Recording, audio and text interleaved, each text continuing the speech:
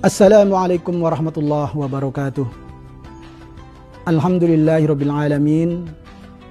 Wa syukrulillah ala ni'matillah la haula wala quwwata illa billah. Wassalatu wassalamu ala asrafil anbiya wal mursalin sayyidina wa maulana Muhammadin wa ala alihi wa ashabihi ajma'in, amma ba'du. Pemirsa Banyumas TV yang berbahagia, yang dirahmati Allah Subhanahu wa taala. Kali ini di dalam bulan Ramadan kita harus ingat diri kita bahwa yang dinilai oleh Allah Subhanahu wa taala itu adalah bukan fisik kita, tapi hati kita. Dalam hadis disebutkan, Innallah, sesungguhnya Allah Subhanahu wa taala la yanzuru, tidak melihat kepada kita, ajsamikum, kepada jasad kita, kepada fisik kita semua. Wala ila suwarikum, dan Allah juga tidak melihat kepada dandanan kita, baju kita yang kita pakai, fisik kita yang ganteng, yang cantik. Bukan itu yang dilihat oleh Allah Subhanahu wa taala. Walakin yanzuru ila qulubikum, tetapi Allah Subhanahu wa taala melihat kepada kita adalah hati-hati kita semuanya. Nah, oleh karena itu manusia di dalam Al-Quran itu ada yang disebut dengan istilah bashar, dan ada pula yang disebut dengan istilah insan. Disebut bashar karena manusia adalah makhluk Allah yang bersifat fisik, yang terdiri organ tubuh, yang ada tangannya, ada kakinya, ada kepala, mata, hidung, dan semuanya. Yang itu merupakan satu organ tubuh dengan fungsi-fungsinya masing-masing. Disebut bashar. Di sisi lain, Al-Quran menyebut manusia itu disebut insan, yang artinya bahwa manusia itu adalah makhluk psikologis.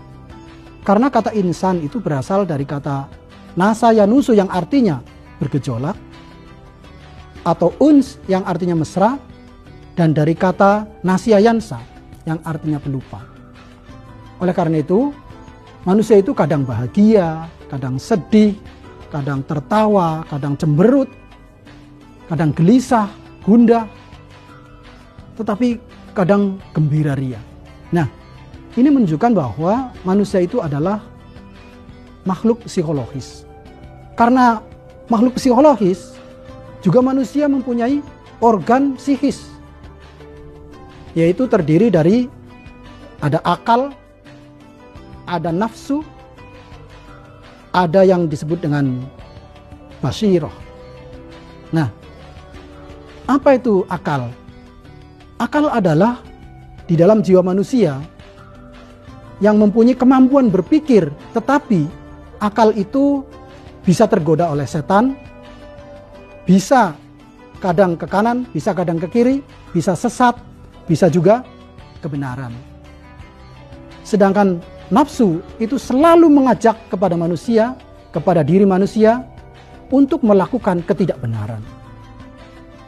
Kalau basirah di dalam diri manusia yang disebut dengan hati nurani selalu mengajak manusia ke dalam kebenaran.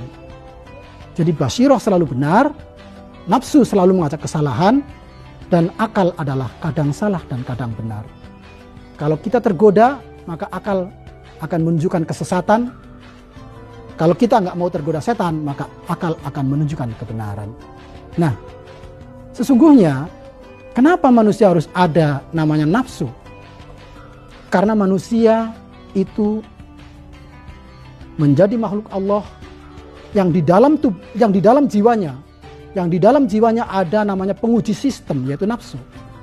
Maka kalau kita bisa mengendalikan hawa nafsu, khususnya di bulan Ramadan ini dengan banyak ibadah, maka kualitas diri manusia itu akan lebih baik daripada malaikat yang tidak punya nafsu. Karena malaikat kalau disuruh sujud, maka sebelum disuruh bangun, maka malaikat tidak akan bangun, karena malaikat akan selalu patuh kepada Allah Subhanahu wa taala. Nah, itulah yang dimaksud basirah, adalah sinar Tuhan yang menancap dalam hati kita masing-masing, hati nurani kita masing-masing selalu mengajak kebenaran. Disinilah cemerlangna basiroh itu diasah oleh situasi bulan Ramadan untuk selalu beribadah, meningkatkan keimanan kita dan ketakwaan kita kepada Allah Subhanahu wa taala.